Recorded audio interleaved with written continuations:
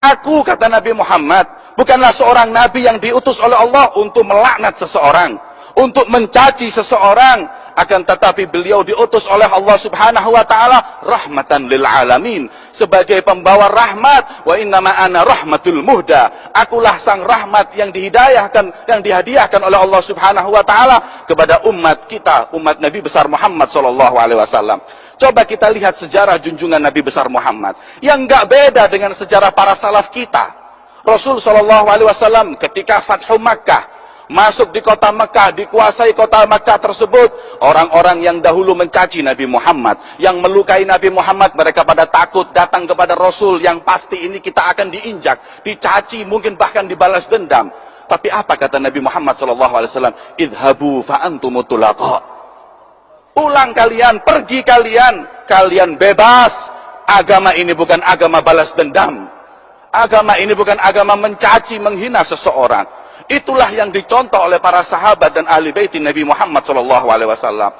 Begitu pula yang diambil anak cucu Rasul SAW. Suatu saat, ketika ada beberapa fitnah yang terjadi di kota Madinah saat itu, hingga Sayyidina Ali bin Abi Thalib, beliau dicaci di dalam mimbar di hadapan beliau.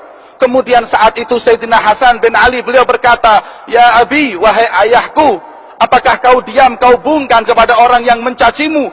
Kenapa kau enggak jawab? Kenapa kau enggak ikut mencaci? Kenapa kau enggak melaknat pula sebagaimana dia melaknatmu, wahai ayahku Ali bin Abi Thalib?" Apa jawab beliau Sayyidina Ali bin Abi Thalib? "Ya waladi Hasan, wahai Hasan anakku, min mata, dari kapan kau lihat jadduka Muhammad sallallahu alaihi wasallam yasub wa yal'an? Pernah kau lihat kakekmu Rasulullah mencaci, melaknat? Enggak. Kau pernah lihat aku mencaci dan melaknat? Tidak. Terus kalau kau ingin mencaci, melaknat, ikut jalan siapa kau? Kita adalah thariqah ahlul bait, jalan keluarga suci Nabi Muhammad SAW, yang enggak kenal mencaci dan dendam kepada siapapun. Diikuti oleh anak cucunya Sayyidina Ali Zainal Abidin radhiyallahu taala anhu. Ketika Sayyidina Ali Zainal Abidin, beliau suatu saat difitnah oleh seseorang. Beliau datang di masjid. Datang seseorang yang waktu itu ingin membayar utang kepada seseorang. Sampai di masjid, lupa uangnya nggak ke bawah. Ketika sampai di masjid, sholat, mau bayar utang, dilihat uangnya nggak ada. Maka dilihat orang yang tadi masuk masjid pertama adalah orang ini. Kemudian dia datangi dan berkata kepada orang tersebut, "Yeh mas, udah jangan pura-pura sholat. Selesaiin sholat, bayar uangnya. Kembalikan uang yang kau curi." Maka kata beliau, "Ya udah, nggak usah marah, ustur. Tutuplah aib itu, maka berapa uang yang kau ingin ambil, monggo silahkan pulang ke rumah, aku berikan uang tersebut." Ayo cepat. Pulang Sayyidina Ali Zainal Abidin sampai ke rumahnya. Sesampai di rumahnya, beliau ambil uang tersebut, ini uangnya. Setelah diberikan uang tersebut oleh orang tersebut, hati-hati, lain kali jangan diulangi lagi curi uang orang. Beliau pun pulang, kemudian ketika dibayarkan sampai di rumahnya, istrinya mengingatkan, "Wahai fulan, katanya tadi mau berangkat ke masjid juga mau bayar utang, kenapa uangnya ditinggal?" "Hah? Uang ketinggalan?" "Iya." Subhanallah. Ini orang apa malaikat? Dicaci, diam. Difitnah, diam.